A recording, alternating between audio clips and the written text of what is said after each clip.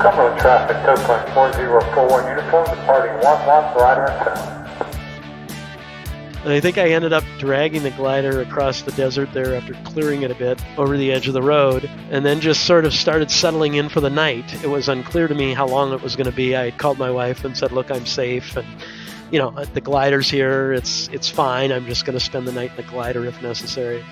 I just sort of closed the canopy and stuff, and then I started hearing, Peter, from a very great distance. Welcome to Soaring the Sky, a glider pilot's podcast. My name is Chuck. I'm your host, coming to you from the Mid-Atlantic region here in the United States and flying with the Cumberland Soaring Group. This is episode 83. Thank you so much for joining us for another soaring adventure. Excited to bring you more great guest pilots on this episode. If you haven't already, please go ahead and hit the subscribe button. If you really want to help grow the podcast, leave us a review on Apple Podcasts or on your favorite podcast app. A big thank you to all of our Patreon pilots for contributing to the podcast. Greatly appreciated. If you like to support us financially, you can do that by going to patreon.com/soaringthesky. We do have some benefits for those of you that want to do that. If you don't want to use Patreon, you can still help the show by going to our website and hitting the support the show button. While you're at our website, you can also sign up for our newsletter. This episode is sponsored by the Southern California Soaring Academy, a 501c3 nonprofit organization located in the high desert of Los Angeles, California. Soaring Academy is dedicated to growing the sport of soaring with young people through its 8th grade STEM outreach programs and giving back to PTSD afflicted veterans during private monthly events. Flight lessons in mountain soaring are available year-round to the general public, Friday, Saturday, and Sunday. To learn how you can get involved, check them out on Instagram, TikTok, and Facebook at Soaring Academy or online at SoCalSoaringAcademy.org. On this episode of the podcast, we first head to the Prescott Soaring Club in Coyote Springs, Arizona, just northeast of Prescott Valley, as we speak with glider pilot and instructor Peter Steinmetz. Peter is a research neurologist and computational neuroscientist.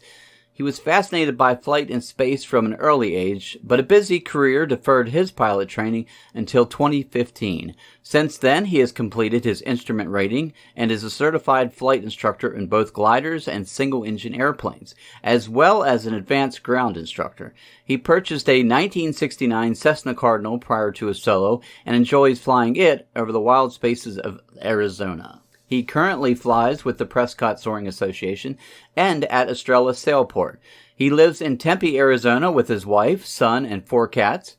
Peter will share his soaring adventures and what it's like being winch launched over the desert. Later on the podcast, author and glider pilot Dale Masters joins us for another short story on Soaring Tales with Dale. This one is titled, Don't Back Down, Back Up. For our Tips and Techniques segment, we catch up with glider pilot and author of the blog Chess in the Air, Clemens Ceipek, to find out if 2020 was a pandemic write-off. Clemens shares with us his transition to flap gliders in his new Ventus 2CXT, which also has a sustainer, and he will explain the benefits of having that. He also talks about his adventures soaring in Nephi, Utah with Bruno Vassel, as well as doing more soaring over the Rocky Mountains in Colorado. We will also see how he did this year in the OLC Speed League and find out how your club can compete in that league. To finish our episode, it's our Soaring Safety segment as we get some great advice from Czech National Women's gliding team member Hana Treslova as she talks about the importance of learning from our mistakes as well as others. All of this now on episode 83 of Soaring the Sky.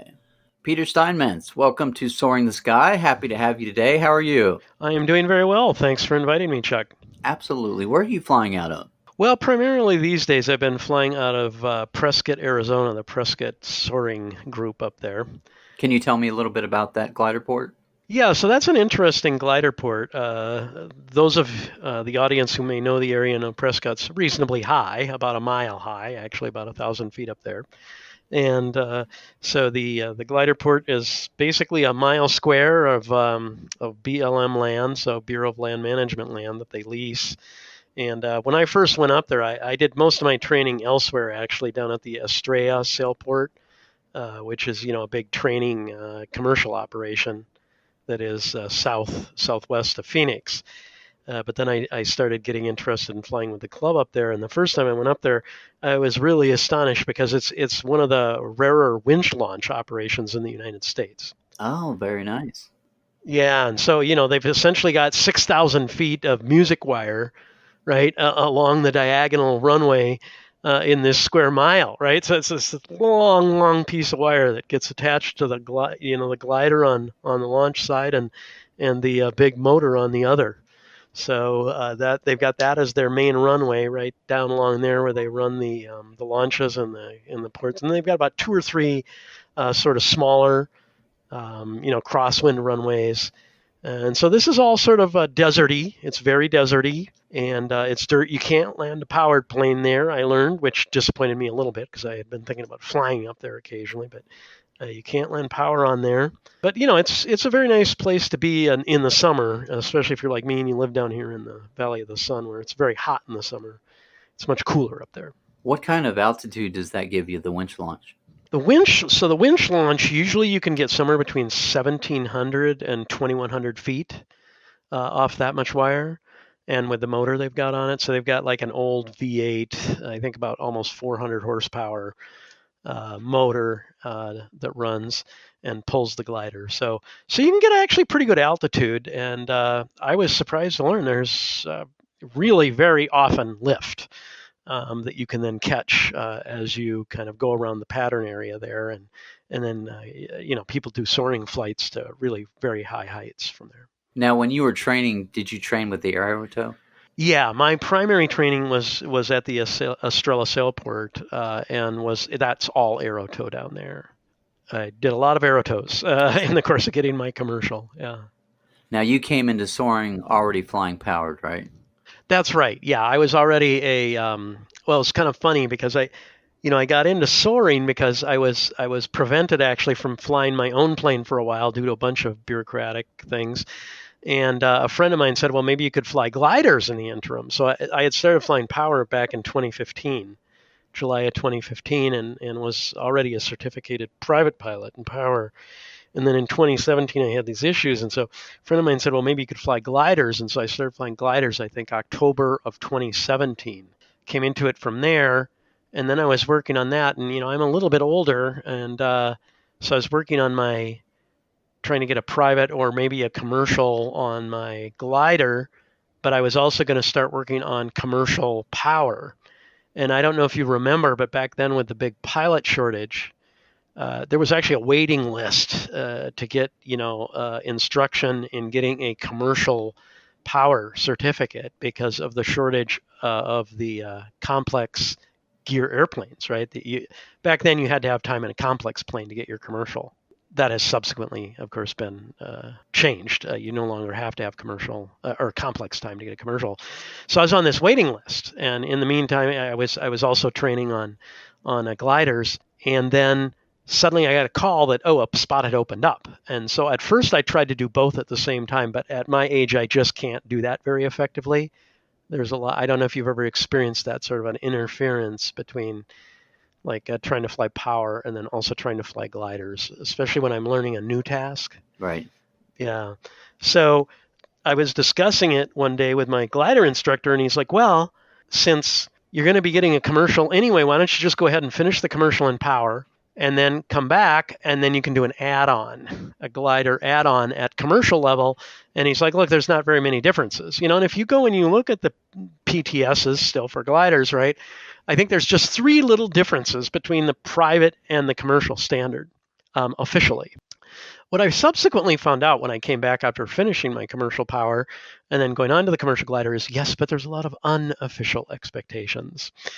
And I would often hear from people, well, if you were just trying to train and finish a private check ride, you'd be fine. But, you've got to fly better than that. You got to be more coordinated than that if you're going to be a commercial pilot. So that's sort of how I ended up going for a commercial add-on in gliders rather than first going for a private. So what did you find in gliders that you really liked compared to power? I think it's really the challenge of it, of finding lift and exploiting it is probably the thing that's most attractive to me. I mean, frankly, when I first started training in gliders in the fall, if you know the weather down here, you can do your training all the time, pretty much year round, and that's one of the nice things about that operation. But you're not going to find much lift in October and November and December. Yeah. Maybe a little bit along the ridges, but a lot of it out here is thermals, right? Because the desert gets real hot. Yeah. And so, basically I was just doing a whole series of sled rides, right? So we'd get a tow up and go out and, do some steep turns or maybe some stalls and then come down and, do a landing and then go up and do some more landings. And I don't know, I think after doing that for, a couple of weeks, I was flying once or twice a week in the gliders. And after a couple of weeks of that, I actually sort of started to think, boy, is it even really worth finishing this rating? I mean, this isn't really that much fun, Yeah. and but then one day we were out with my instructor and she's like, oh, I think there's a little lift here today. And so we went out and actually found some thermals and started really, we're able to exploit that for, I think, 3,000 or 4,000 feet up. And that's what really got me hooked. After that, I realized, this is really cool. So Exactly. Yep. So are you flying a club glider now, or do you have your own glider? I just fly the club gliders now. It used to be I flew the rental gliders. I've been flying mostly lately in a 126, which I really like because it's so sporty essentially. I love the 126. That's what I'm flying now, actually. Oh, okay. And it's I always describe it as a sports car in the air. Yes, that's exactly right because I always tell this story that when I was finishing I also am a glider CFI now, a flight instructor, and I finished that last year. And when I was finishing that up and getting ready for the Czech ride, I was just going up and doing a ton of flights in a 232, right, in order to really have it dialed in for the Czech ride. And as soon as I passed my Czech ride, I went out the next day and flew the 126. And I remember getting up there and starting to fly it around and just starting to laugh at how much more fun, right. And maneuverable the whole thing was. I think I was laughing the whole way down. Yeah. Oh yeah, it's such a blast. Yeah, it's a great glider, and I'm actually looking to possibly buy a glider myself now, and I probably will buy a 126 to build time in initially, I think. Yeah, they are so much fun. I remember the first time I did some ridge soaring in the 126, and I just did a little bit back and forth on the one ridge, and oh yeah, it was so much fun. I think I was like you, I was smiling the whole time. Yep. Now, what ridge are you talking about there when you're saying you're going back and forth? There's a ridge there in Cumberland. It's the first ridge right there at the airport. It goes kind of north to south. Oh, okay. And you can actually do, some ridge soaring on there when the winds are northwest. Oh, okay. I see. Yeah, so it sort of comes down and bounces off almost and gets pushed up there, I guess.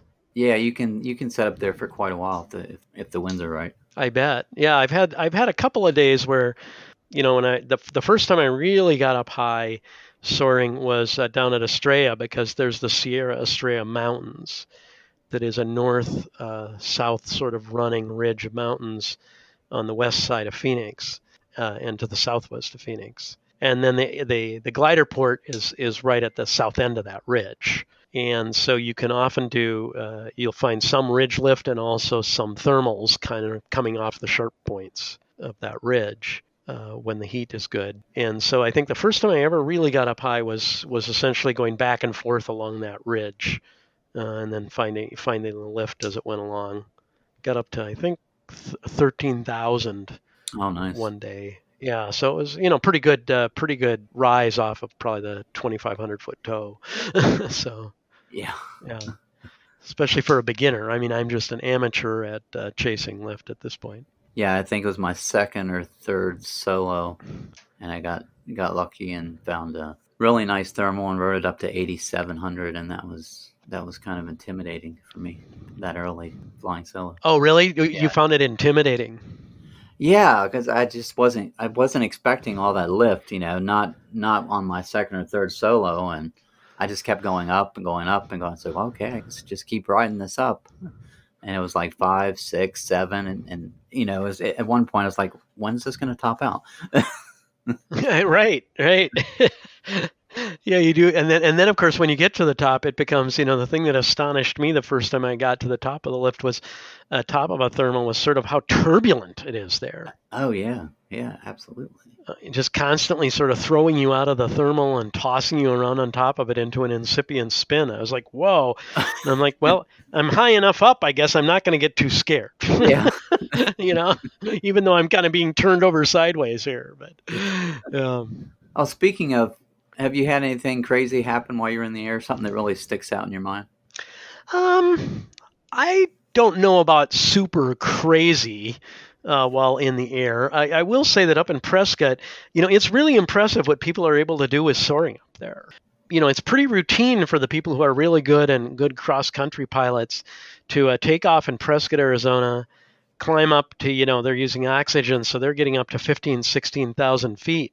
And then they're going and finding lift and flying over the Grand Canyon and back. And, which is an extraordinary Wow. thing to be able to do. And so, I guess the thing that sort of astonished me the most was one time in Prescott, I was there and it really hit this huge thermal, and it was just going up at, it pegged the Vario, the old mechanical Vario, just pegged it and just carried me right up to like 14,000 feet. And I was just like, whoa, I'm like, this is great, but it was really pretty astonishing how often you can get lift up there. So it's really a neat area to go soaring. So at your glider port, are they doing anything to help out the soaring community as far as, do they have any events for the public? What are they doing? Well, the Prescott Area Soaring Club, is pretty open. They do, a lot of people will come out to visit them because it's kind of visible where the glider port is on one of the roads out there, and so people will stop by. So they're pretty open to people coming out and doing beginning flights and things like that. They don't really have a lot of explicit outreach activities, I would say, at this point as a club. It's certainly something that we could add, I suppose. For the future, Embry-Riddle Aeronautical University, of course, has a campus there in Prescott, and so there's a fair number of students who come out, who are into aviation at Embry, that will come out and do some glider flights as well. The only other thing, I guess, it's just stuff I've been doing. I attend the I don't know if you know about the EAAs, they have these VMC clubs, right, which are sort of these social gatherings that they run once a month. So I'm a person who often talks about soaring and gliding at those, trying to get people interested in it. Yeah, get the word out. Yeah, and of course, the Estrella Sailport as a big commercial operation, I think, does end up introducing a very large number of people to gliding because they'll offer these accelerated courses. So there's a lot of people who will come out to do an add-on rating. Maybe they're already powered pilots, and you can come out and stay in their bunkhouse for a couple weeks, oftentimes, and finish your glider add-on. Definitely, Arizona is known for its flight training, of course, of all sorts. And now a word about our recently added new sponsor, Just Soaring. These guys are doing an all-new glider simulator cockpit for you Condor pilots out there that I think you're really going to be excited about. This sim rig was designed from the ground up with glider flight controls like flaps that have multi-position detents, a spring-loaded spoiler mechanism, landing gear lever, and flight controls laid out where you expect them to be in your cockpit. Built with super strong 80/20 T-slot aluminum, which will not only hold up well, but will also allow for accessorization and customization over time. Designed by glider pilots for glider pilots, their mission is to design, engineer, and globally distribute a truly best-in-class, very affordable performance glider sim cockpit. They plan to start taking pre-orders sometime in the next couple months, and they're looking at first shipments to be in spring of 2021. And yes, while they are a U.S. company, they plan to have warehousing in Europe to support that market as well. If you're thinking about upgrading your Condor cockpit, you might want to check these guys out first at justsoaring.com or at just.soaring on Instagram. You can reach out to them via their website with any questions. And thanks again to Just Soaring for supporting the show. If you'd like to be a sponsor or know someone that might, please drop us a line. So landouts. Have you had any landouts that stick out in your mind? Oh, yes. I've actually, even at my relatively limited number of glider hours, I've had 2 landouts. The first one was, I guess, what they call a classic beginner's mistake. Was fairly early on in my gliding. Fortunately, my instructor had just mentioned, one time that, if you ever have to land out around here, make sure you land parallel to the washes, so that the desert out there is there are washes that are sort of places where when it does rain and there is some moisture, it's flowing downhill, of course, and so heading downhill, and so it creates these washes in the desert, so it's not completely smooth. And she had told me, okay, make sure to land parallel to those washes so you don't end up crossing them. And what happened to me was I was up on a day that was fairly windy, and so I think it was sort of breaking up the thermals, but there was some light lift.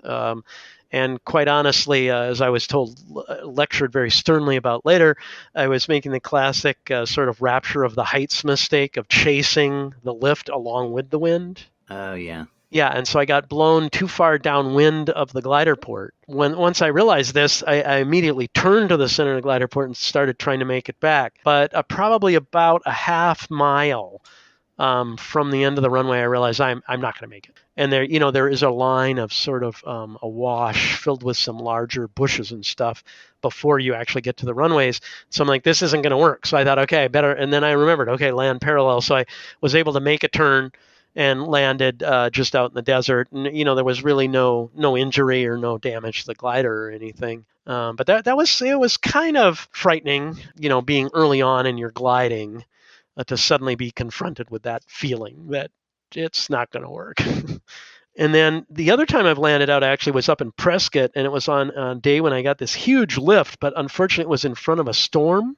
And one thing I didn't realize being new up there was, how rapidly those things can blow you away from the glider port. And although I was up at, 13,000 feet, there was just not going to be any way for me to make it back to the glider port.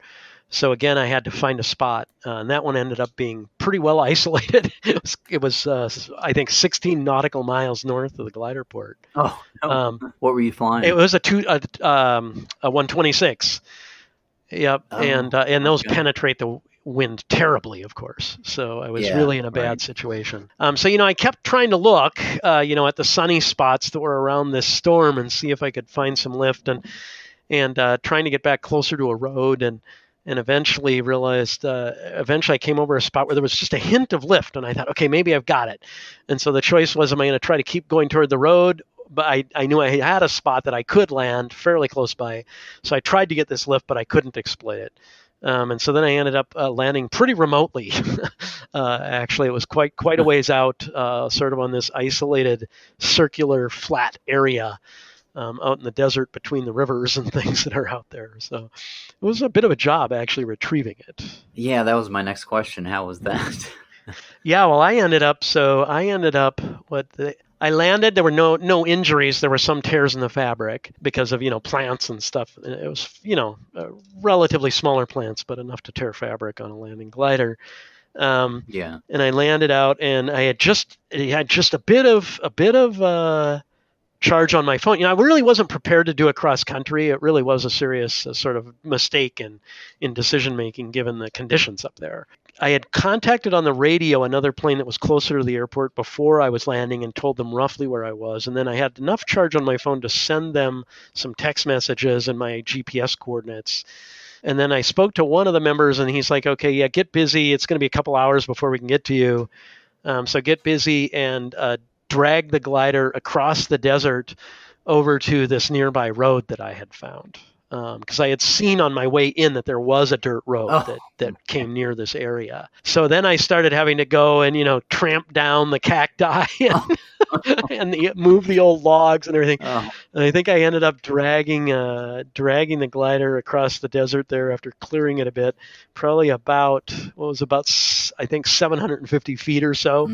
Over the edge of the road, and then just sort of started settling in for the night. It was unclear to me how long it was going to be. I had called my wife and said, look, I'm safe, and the glider's here. It's fine. I'm just going to spend the night in the glider if necessary. And had actually started sort of settling in. I mean, it was becoming dark, and So I had actually gotten in and sort of figured out how to scrunch down, put your legs way down in the front of a 126 in front of the pedals, and, Yeah. and used the few cushions I had and stuff for pillows, and put the seat all the way back and get as comfortable as possible. And I had just sort of closed the canopy and stuff, and then I started hearing Peter, from a very great distance. and so I looked around, and sure enough, there they were, probably half a mile off, trying to figure out where I was, because of course it was night now, and it wasn't so obvious. So I started yelling back at them and came over, and then it took probably an hour, the better part of an hour, to take the plane apart. 126, you gotta take those big bolts out and pull the wings out and so on, and get it all loaded onto the trailer and haul it back. So that was the recovery. Well, at least it wasn't a 233. That would have made it even tougher. I guess, yeah. I suppose, yeah. The 126s aren't too bad to take apart. It's not, after that experience, it's not the sort of thing I want to routinely be doing if I have my own. Yeah.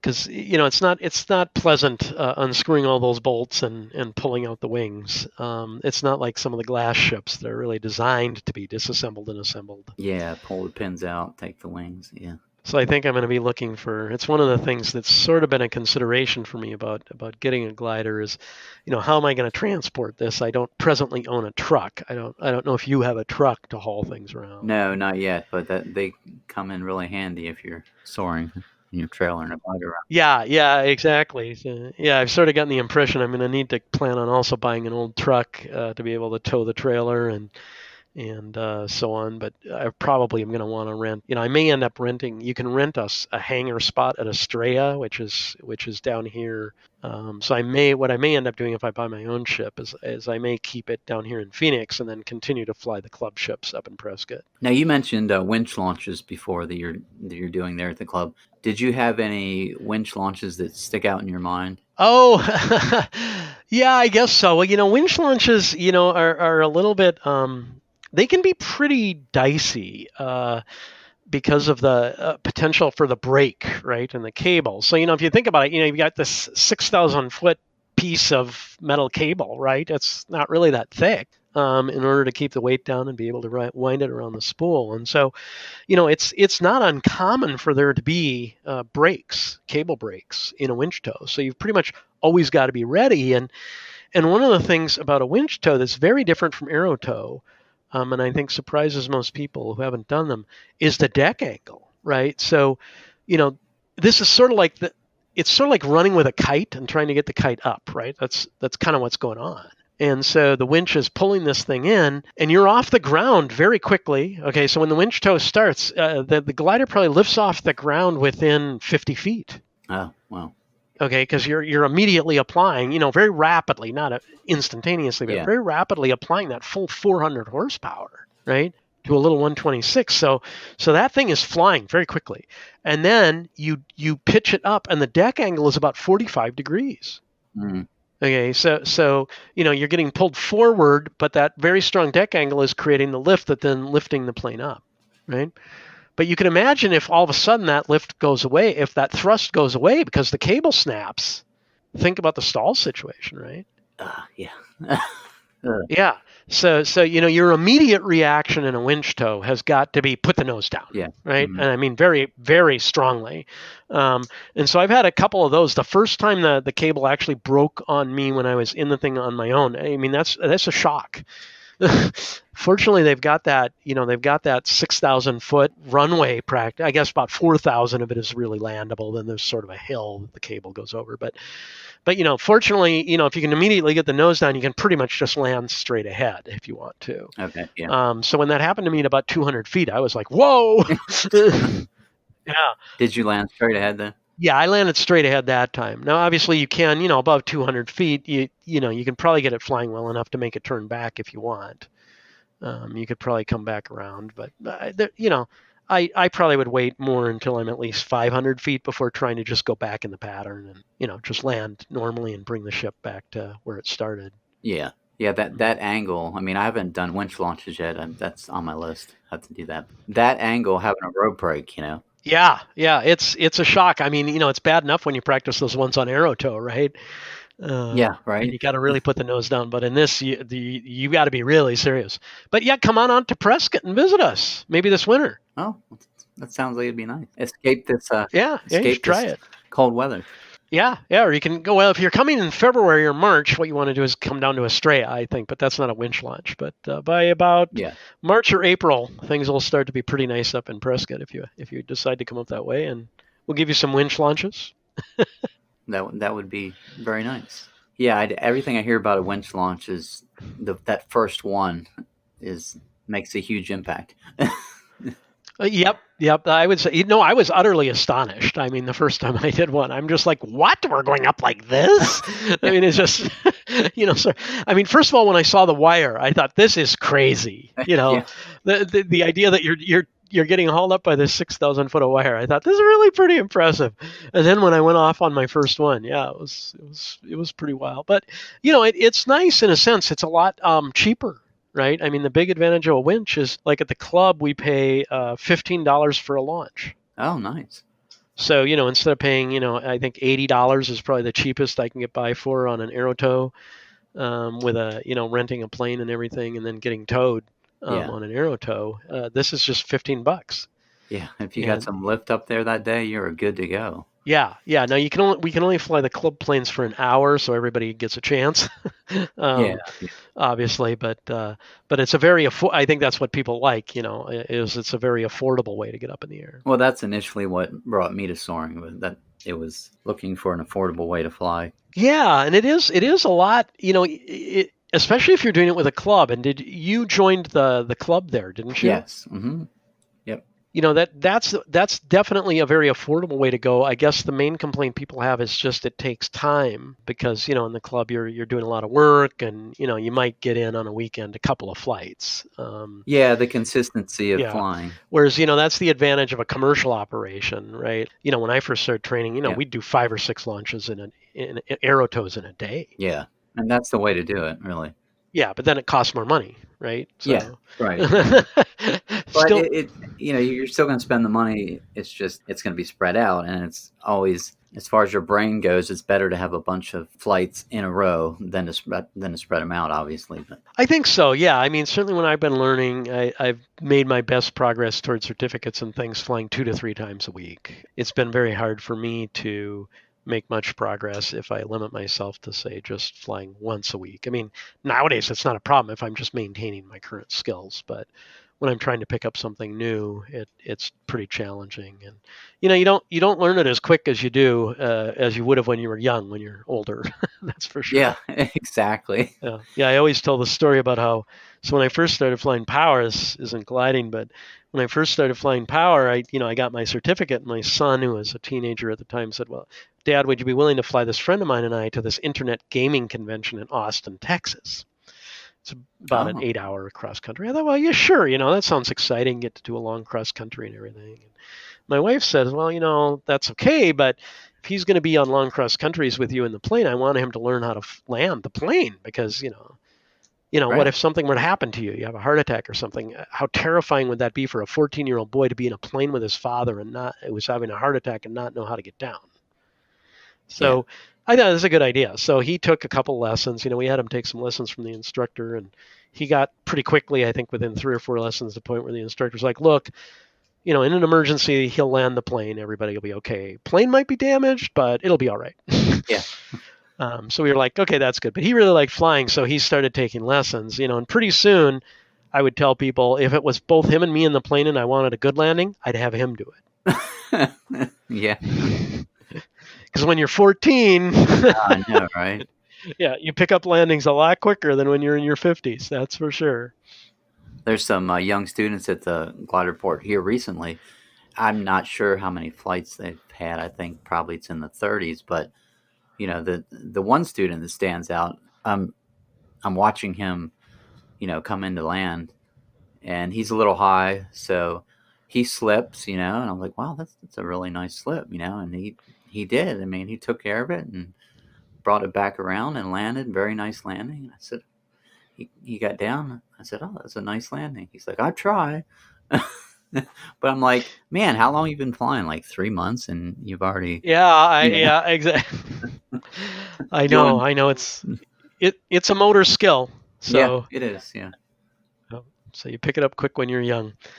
But no, it's been it's that's one of the reasons I've enjoyed learning the flying and the certificates and the techniques that I have is it's a good challenge, right? I mean, it keeps you young at heart. absolutely.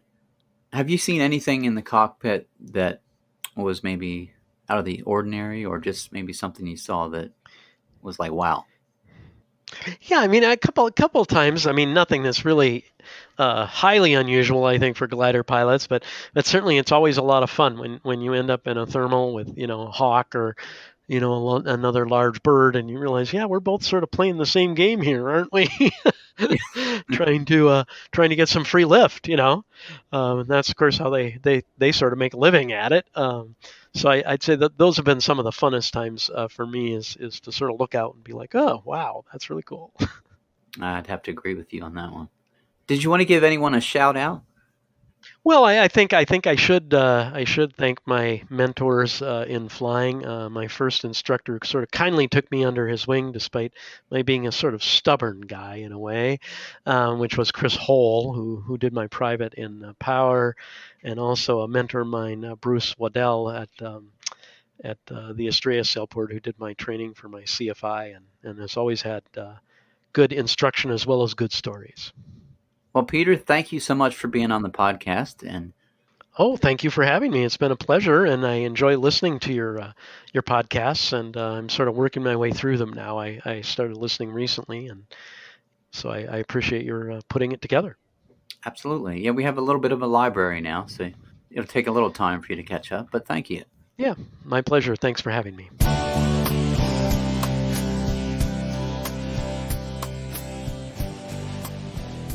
And now, author and glider pilot Dale Masters brings us another story on Soaring Tales with Dale. This one's called Don't Back Down, Back Up. It was a winter day with plenty of wind and no thermals. And the wind was an angle where there was just no beneficial place to get on a hill and use it, except back up a narrow canyon. And I was afraid to go up that canyon, thinking I might not get back out. So what we did was we went to the mouth of that canyon and flew across it very slowly, each direction, drifting uphill, downwind, up the canyon. And each time we would turn back, we'd turn into the wind. And so it was a series of traverses back and forth, and we actually backed up the canyon. We never pointed our nose downwind up the canyon, but we got up to where the slope was. Because it was a canyon with a bit of a Venturi effect, the slope lift went much farther than usual. So we were up nearly 2,000 feet above the top of the hill, and we could see evidence of real wave, classic wave, downwind of our local area, and we had the height to go for it. So we went over the top, downwind into sync, through the trough of the wave, and pulled up in good wave, now well downwind of home, and managed a little modest little cross country. Ended up leaving the local area to the south and coming back from the north on a day where nobody else could stay aloft. Don't back down, back up.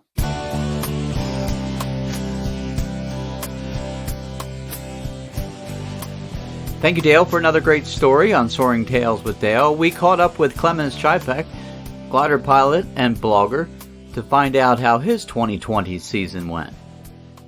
Clemens Ceipek, welcome back to Soaring the Sky. I'm so happy to have you again today. Yeah, hi, Chuck. I'm happy to be back. So that's awesome. Look forward to it. You have a brand new blog. Of course, your blog is Chess in the Air. And the latest one is titled, Was 2020 a Pandemic Write-Off? Not So Fast.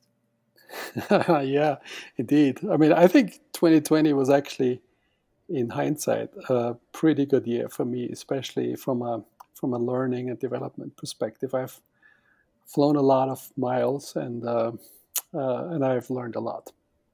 And 2020 started out great because you purchased that new Ventus 2C XT, correct? Yeah, that's right. I had basically actually just at this time last year, I was sort of in the final throes of negotiating the purchase of my first glider, and it was based in Dallas, Texas, and it looked really good on the pictures, and did all the due diligence that I could do on the paperwork from home, negotiated the price, and then when I drove down to Texas, it just looked as good as it looked on paper, and so I was very happy to get the deal closed and hitched the whole trailer back on the car and trailered it back home.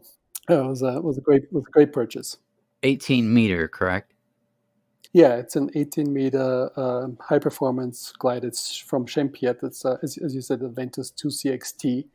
So the T stands for the turbo. So it has a turbo sustainer engine. It's not usable for taking off. It's just a sustainer. It basically has no throttle, so you can it goes or it doesn't go. So you definitely don't want to start it on the ground. You can only start it in the air, and it doesn't have a starter engine, so it starts through windmilling. So if you're interested, we can talk about that. How does that work? It's a great glider. Oh, how does that work? Yeah, I mean, it's basically you fly at there's a certain speed that you fly. So you fly, you got to be high enough above the ground, so because you need to accelerate and get the engine started. So let's say you're at 1,300 feet or so above the ground, and you're like, I don't know if I can find any lift. I want to get home. So what you do then is you put the flaps in the right position. You make sure the gas line is on. You basically press a button to turn the ignition on, and that will also move the engine out of the engine bay that's behind the cockpit. So the engine will come up, and then you accelerate to about 60, 65 knots. I would need to look at my checklist. And you pull the decompression handle, so that means the prop can spin in the wind as you fly. The prop spins, and then you let go of the decompression handle, and that will start the engine, just like you would start a car 40 years ago when Right. when the engine was down, and you would press the clutch, right? So you press the clutch and you get somebody to push the car, and then you let go of the clutch. And that's basically the same thing that you're doing here. You let go of the decompression handle. That's kind of letting go of the clutch, and that will make the engine start. And then it just goes into full rotation mode, and you make sure you put the flaps into slow climb flaps, and probably flap position 1. And then you fly at 55 knots, which is the base climb speed, and it will go up. So I haven't used it much, to be honest. I've tried it out a few times just to make sure it works, and I know how it works if I need it. But I actually didn't need it for self-retrieve. There was one flight I came close, but I have always been able to soar back home without the engine. But it's good to have it. It's good to have it. It's a convenience item. It's not a safety item. So for anyone who's thinking about motorized gliders, I really want to emphasize that an engine in a glider cannot be relied upon. I mean, this is probably one of the most reliable engines there is, and so far it has started each time I tried it. But if you read the stories, there's so many accidents of people who relied on their engine, flew over unlandable terrain, tried to get it out, didn't start, and then they crashed. So you definitely don't want to use it as a safety item. You want to only use it as a convenience item. So you have to be over a field that you can land in high enough that in case the engine doesn't retract, you can safely land even with the engine out, and that's a huge drag producer. But you cannot rely on the engine to work. Yeah, pretend it's not there. Yeah, that's the best thing. You pretend it's not there, and then fly to a field, and then you can start it just to avoid landing in the field. And if it starts, you should look at this as as a welcome surprise, and you can motor home. And if it doesn't start, you just land in the field as you would with the glider anyway. That's how you responsibly use it. That was one of my goals for the years: make sure that I responsibly use the engine and not, don't do things that are stupid. And I think I've learned that. Yep, safety first, absolutely. Yeah, always. So February, you traveled down to the SSA convention in Little Rock, right? Yeah. It was. This was the second time I went to an SSA convention, and it's always fun to meet people that are like-minded and have good stories to tell. There's also great content. There's also these, a lot of new shiny objects that you can stare at, talk to people. I mean, there's a lot of people there. I mean, Sebastian Cava was there, and there was a lot of people there. I met with Daniel Sazin, who was one of your guests, I believe, on the podcast as well. Yeah, our friend Daniel. Yeah, Daniel. He's been great. I met him for a few hours, so he's been very generous with his time, and he briefed me. I had signed up at that time. I had signed up for 2 contests. I had signed up for contests in Montague, California, where I was going to fly with a friend of mine in his 2-seater and a 20-meter ship in an AS-32 MI. And then also in Nephi, where I had signed up to fly in the Region 9 regionals. And so Daniel has flown contests in both of those places. Actually, in the Montague one was a little further back. The Nephi one was a few years ago, where he won the sports class nationals in Nephi. So Daniel briefed me on both of those soaring sites, and it's great if you have the chance to talk to someone who's been there, flown those contests, and you talk about the terrain, you talk about where the typical energy lines set up, you talk about the prevailing winds, you talk about the sort of the area where you might expect good lift, bad lift. You might talk about where fronts might be moving in. So, for example, in the Nephi area where you have the lake to the north, there's very often poor, if you have a northerly flow, then poor air is coming in from the lakes and destroying the lift. So there's a lot to learn about contest sites, and if you can talk to someone who's flown there and can point out where to where to pay attention to particular things, also where the land out areas are, how good they are, how high you need to be to get there, and how where you have to pay particular attention to stay high. I mean, all those things are very, very useful. And so I was very happy and very glad he spent the time with me to brief me on those things. That's very cool. Now, very grateful. You actually managed to spend a week in Nephi later on in 2020, right? Yeah, this was my second time in Nephi. I was there the year earlier as well. And then, last year, basically the contest in Nephi got canceled, like all contests in the US last year got canceled, I think, other than the seniors, which happened before the whole COVID disaster started. But every other contest, I believe, was canceled. And so Bruno Vassel, who basically organized the contests in Nephi, he basically just suggested to the pilots who had signed up for the contest to see if anybody would want to come fly during the time when the contest was held. And there's a bunch of us who made the trip out, and it's always great to fly. Nephi is a great place to fly. It's kind of mountain flying, similar to Boulder. But it's a lot more, it's a little more it's easier actually than in Boulder. Boulder is more, the terrain in Boulder is more hostile. There's fewer places to land. Nephi offers better landing terrains. The valleys are wider and they have a lot of fields in them. But it's a great place to fly. The soaring conditions are just phenomenal. Very strong lift in the summer, long energy lines, some really good convergence flying. And, basically, since I'm trying to get it to fly the same contest, this coming year now, I thought that would be a great opportunity to make sure I really get to know the area better, especially with my new glider, and which allowed me then also to fly, much longer tasks.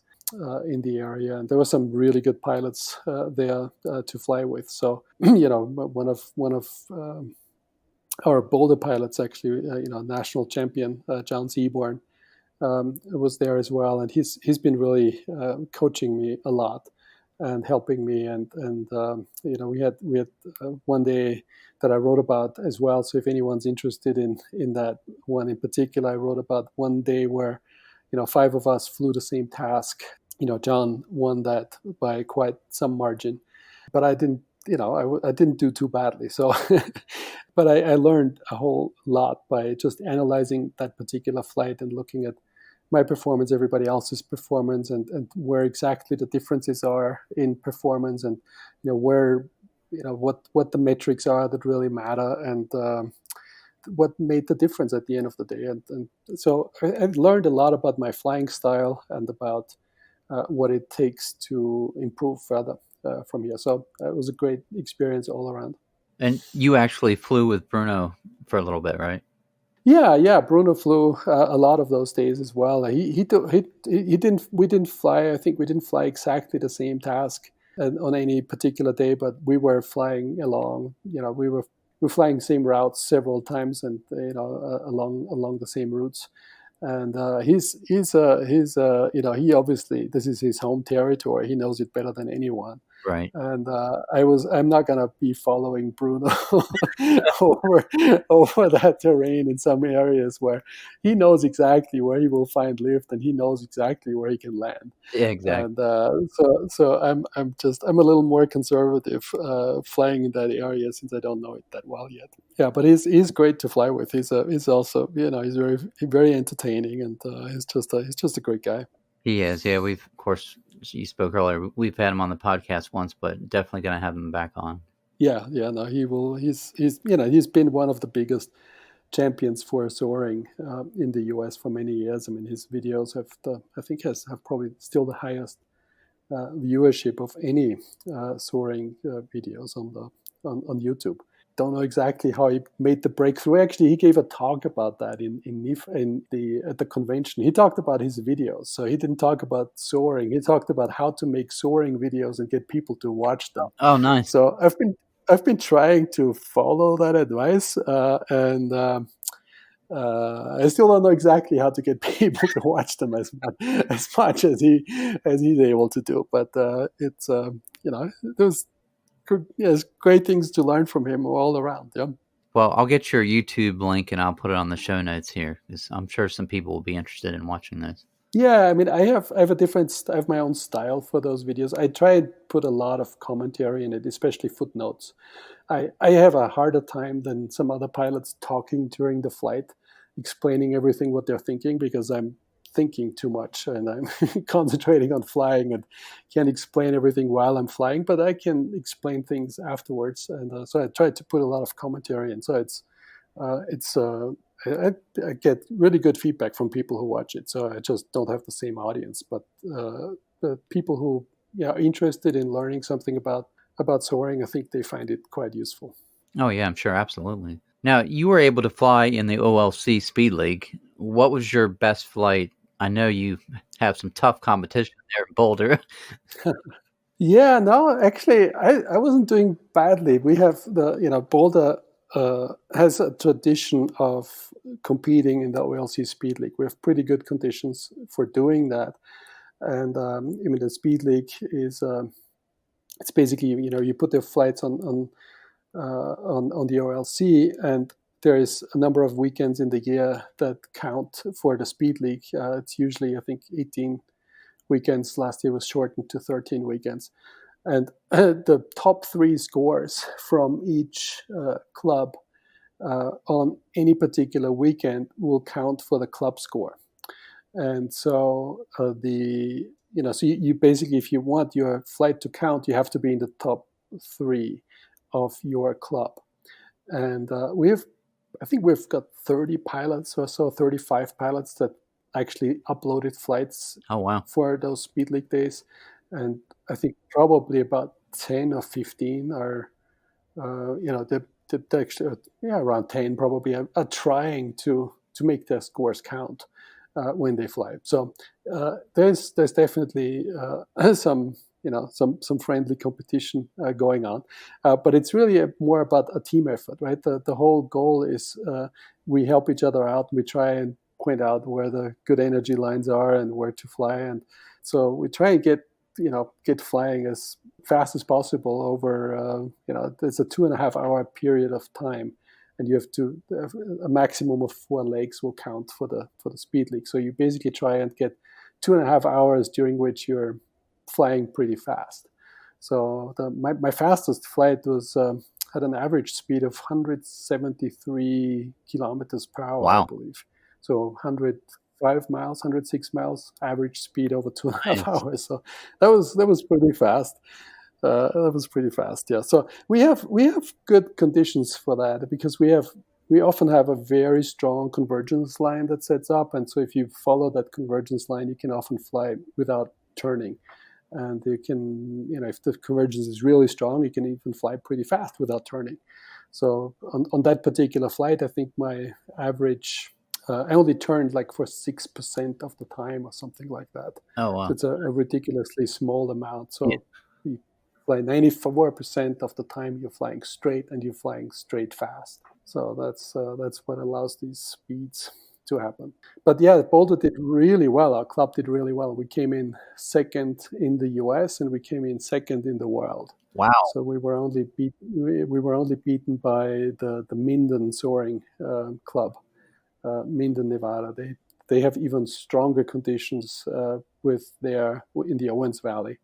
But quite similar, actually. I mean, from a setup standpoint. But they also can fly in wave, and if you can do it in wave, you're even faster because you're flying higher and the air gets even thinner. Yeah.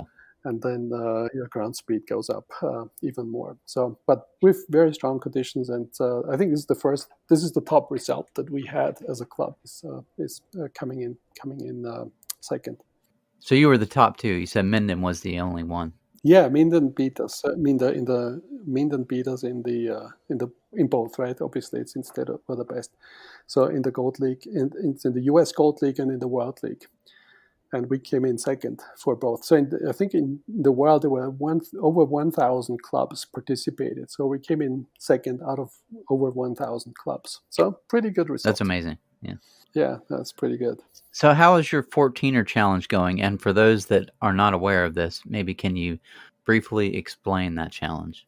Yeah, this is really cool. This is a local thing. So there's one of our club members, Colin Berry. He initiated that challenge about, I think 2008 or 2007. And there's, among mountain climbers, there is this one thing in Colorado where, as a mountain climber, you want to climb, if you really sort of want to be considered a world-class Colorado mountain climber, you want to climb all the 14ers. So those are the mountains in Colorado that are over 14,000 feet tall. And they are pretty spread out across the state. We have a number of big mountain ranges that have peaks that are over 14,000 feet tall. And so Colin's idea was, why don't we make this a soaring challenge, where instead of climbing those 14,000 foot peaks, and there's 58 of them, depending on how you count, 53 to 58, depending on what the definition is that you use, what a 14er is. You would think that's pretty straightforward, but it's not. It doesn't matter. So let's say there's 58 14ers in Colorado. So the challenge is to basically fly above all of them. And, you don't have to do it in 1 year. I think nobody has done it in 1 year. And the challenge has been up for 12 years, since 2008.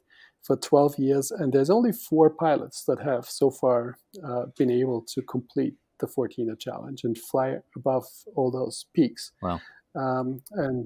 We've, as I mentioned, we've pretty talented pilots here, including a number of world champions. U.S. champions.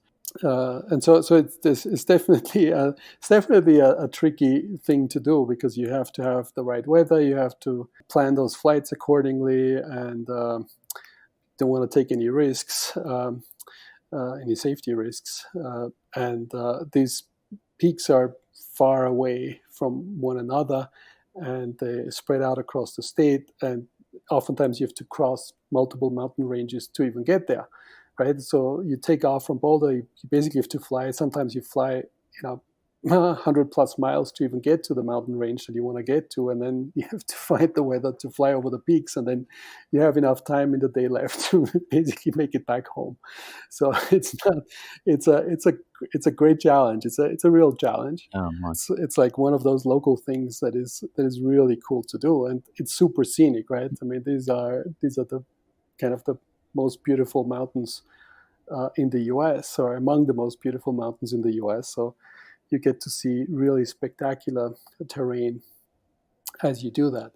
And so I've been on this challenge since I started to fly cross country here. But going into the year, I think I had 11 of the 58 peaks that I had managed to get to.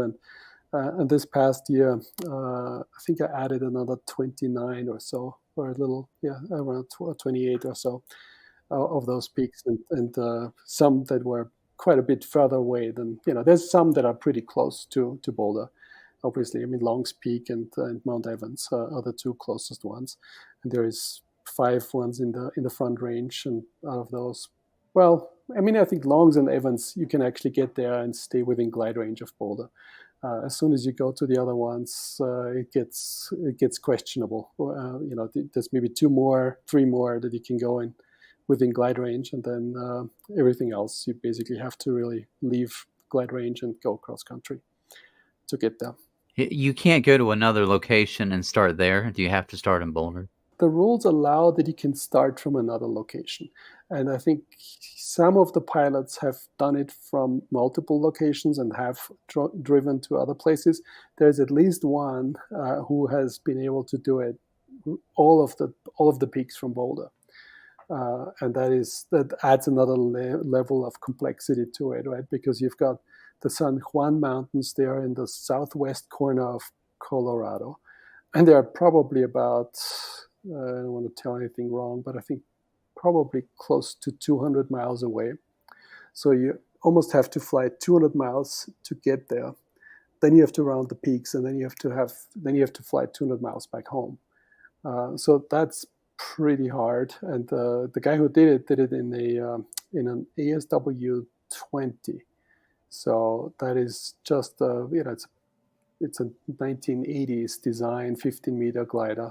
So not the highest performance machine, but it can be done.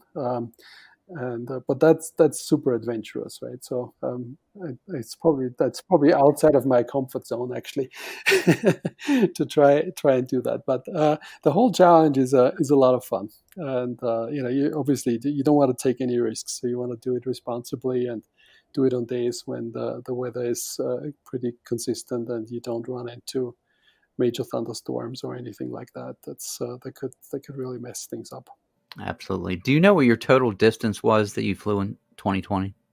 Yeah, I just calculated this. So it's just under 20,000 kilometers. So that's almost half around the Earth. So Wow. It's not bad for one soaring season. There's a lot of pilots that fly a lot further than that, but it's still it's not a bad year for cross country flying, especially given that we had the COVID crisis and I was flying a new glider. So all those things were, it's good to look back on it. Yeah, I barely flew the pattern.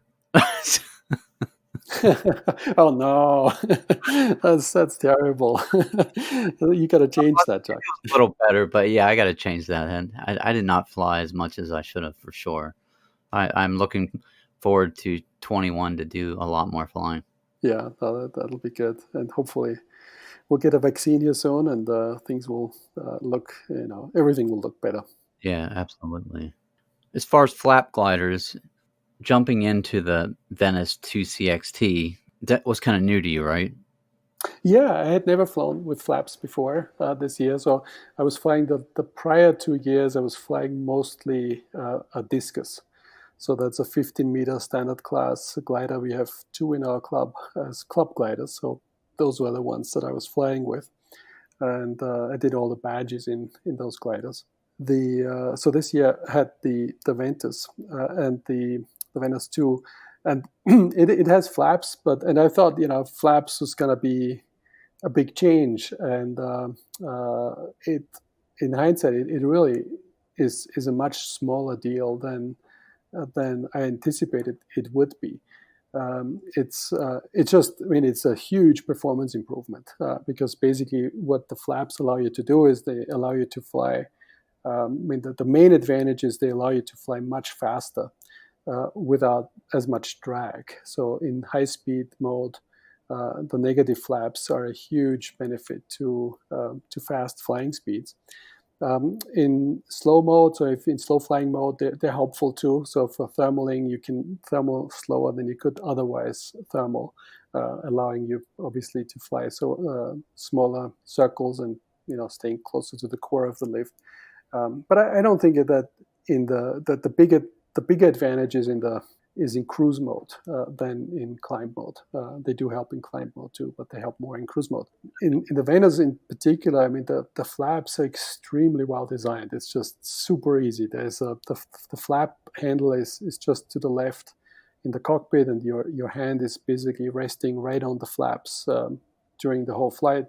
And the flaps are also integrated with the trim.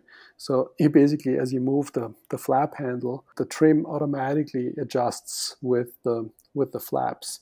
So you basically never really have to move the trim. I mean, I hardly ever moved the trim at all this year, and it feels like it's always trimmed for most flying speeds. It's trimmed just fine. Only if you go really, really fast, you want to trim it a little bit further forward. But otherwise, you don't have to move the trim at all. And so you basically, and it's just as intuitive basically as pulling on the stick. So let's say you're pulling into a thermal. Basically, what I'm doing is I'm pulling a little bit on the stick, but as soon as the speed is a little bit down, I'm also starting to adjust the flaps into more positive area. Then you move it up into circling flaps. It's usually at +2. You fly your thermal, and then as you exit the thermal, you move the flaps back forward just as you ease the stick forward. And just basically, this is a sort of a parallel action of moving the stick and the flaps almost in unison. And so it's very intuitive, very easy to do, and it doesn't take much of an adjustment at all. The only adjustment really is to make sure that when you're taking off and when you're landing, that you use the right flap settings, and that you sort of, there's a little bit of adjustment on the, for example, on takeoff, when you're in aero tow mode, behind the tow plane, you're actually start your takeoff roll in negative flaps. Because that gives you more aileron control. So you move the flaps all the way negative to at low speeds behind the tow plane. You have best aileron control with negative flaps. And then as soon as the tow plane has accelerated to like 20, 30 miles per hour, you're starting to move the flaps towards neutral. And then it's usually neutral or +1 that you use for your tow, depending on the tow speed that you're flying. So there's a little bit of extra work, so to speak, on the takeoff roll, because in addition to doing what you normally do, right, controlling the plane with the ailerons and the rudder, you also have the flaps that you're working. But that wasn't so much of an adjustment, because for the discus, when I was flying the discus, I was using on takeoff roll, I would extend the air brakes on takeoff roll, because if you do that on takeoff roll, the air brakes also give more aileron control, because the wind will blow more over the ailerons, and so you have more control there. And then as soon as you're in rolling speed, you basically you retract the flaps, you retract the spoilers. And so I was already used to doing something on takeoff roll, so on the discus it was the spoilers, and now it's the flaps. So it's not such a big deal. And that's really it. I mean, on landing, you just put the right flap position. You land with positive flaps. I usually land with +2, not with landing flaps, because again, you have more aileron control. And then as soon as you're firmly on the ground, again, you push the flaps into negative. And that gives you even more aileron control, and it really settles the glider on the ground, and you have a very, very smooth ground roll if you do that. So those were the main adjustments. But I thought I would need to pay attention to my flying speed and adjust the flaps based on flying speed. And that is something that just happens automatically. It's so intuitive. You don't really have to pay much attention to it. And what speed are you landing at normally? I think the yellow triangle is at 60 knots, so it depends then, and then you add the wind speed, right? So, and gusts as appropriate. In Boulder, usually it's quite a bit faster than that in the final approach. You usually do the final approach at around 70 knots. Then you basically, on the Ventus, I think it lands really, really nicely. I just let it basically fly until it doesn't fly anymore. So I just keep it in ground effect, spoilers halfway out, and I keep it in ground effect until it just doesn't fly anymore, until it basically stalls and lands. It's very, very smooth. I've not had one issue on any landing, so this has been really good. So on a calm day, you can come in at 60? Oh yeah, you can come in at 60, yeah. You could probably fly slower, but you don't want to fly. You want to fly with more energy, right? So I always err on the side of having more energy, especially if you fly a site like Boulder, where there's we have two landing directions that maybe use both landing directions pretty frequently, depending on the winds, because they tend to shift around. And in both cases, you have a risk of significant sink on final. So in one case, we fly over a lake. And the lake tends to be very sinky, and the lake is right before the runway. So you definitely don't want to come short, because otherwise you're in the lake. And if you come in from the other side and there's a west wind, the runway drops off. And so as the runway drops off, you tend to get rotors there and sink where the runway drops off.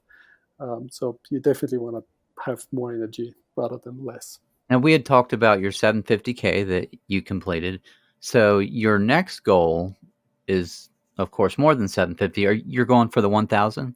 Yeah, I think it's one of the things I keep, as I'm right now, I'm sort of in the midst of trying to figure out what goals I should set for next year. But I think there's definitely going to be a distance goal, and it might be a combination of distance goals. So 1,000 would be nice, or a 750 FAA triangle would be nice, or with one, more Fortinas would be nice. And then we have one other pretty cool thing here that is a local thing, which we call the border to border flight, and there aren't that many people who have done that. That's basically starting in Boulder, flying to New Mexico, going to Wyoming, and coming back to Boulder, and that's close to 1,000. I think it's just under 1,000. On a great day, you could make it 1,000. Just add a little bit more to it, but not many people have done that one yet.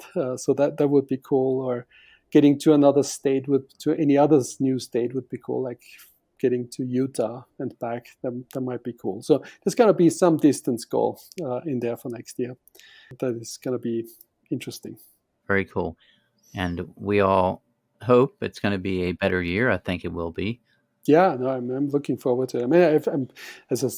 I will fly contests this year, so I've signed up for the Nephi one that hopefully won't be oversubscribed, and the Montague one. So those are still on the list. And then I signed up for a one in May. Actually, I'm gonna fly for the first time. I'm gonna fly in flatlands. So I'm gonna trailer to Minnesota, and I'm going to fly in Albert Lee, Minnesota, in the Region 7 contest, and then hopefully that gives me some points that allow me to get into the Nephi contest. There's so many people trying to get into that Nephi contest that seems it's crazy, but Nephi would be the best one, because now I know the terrain pretty well, and I really like flying there. It's a very nice place to fly a contest. So those are the ones I'm looking forward to as well, and there's going to be other interesting things. And I know which skills I need to improve for next year, because I really have done a lot of analysis on my flights for the past year, and I think I know where to work and get better. That's one of the greatest things about soaring, is there's always more to learn. You're never done. Absolutely. We will be checking back with you to see how 21 is going. Thanks again for joining us. It's been a lot of fun chatting with you. Always enjoy chatting with you, Clemens. Yeah, well, it's always a pleasure being on the podcast. So thank you so much for keeping doing this. I've been listening to pretty much all episodes, I believe. I was really intrigued by the last few that you had. So very impressed by your 14-year-old Jack, who sounded much more mature than his age. And then it's always great to have somebody like Stefan Lange on your podcast, where you can really world-class pilots where you can learn a lot from. So thanks for doing that. Yeah, definitely.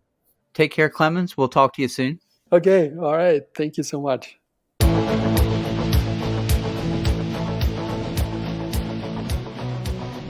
We now join Hana Treslova as she brings us our Soaring Safety segment here on Soaring the Sky. Safety, that's one big question in gliding, I guess, and in gliding competitions also. I also have some scary flights, and I sometimes did something which wasn't safe. I think it comes when you start gliding and competing very young and stupid. I think you have to realize that your results are never more important than the safety. Gliding is great sport because you can do it many years, even when you get old. So you must not harm yourself for one medal or podium. If you do wrong in some task, it doesn't matter. There will be other tasks and other medals. So I would advise that other pilots shouldn't be scared, but should be safe and always think that they can fly again tomorrow if today something didn't come as well as they wish. And we have to learn from our mistakes. I guess gliding is typical example of a sport where you take your knowledge for many years, and you have to learn from your mistakes and don't repeat them. Thank you again for joining us here for another episode on Soaring the Sky. If you are new to soaring, and maybe this is your first time listening, thank you. We do appreciate it. But if you want to find out where you can catch your first glider flight, you can do that by going to ssa.org. And while you're online, you can also check out our website, soaringthesky.com. And you can always drop us a line at chuck@soaringthesky.com.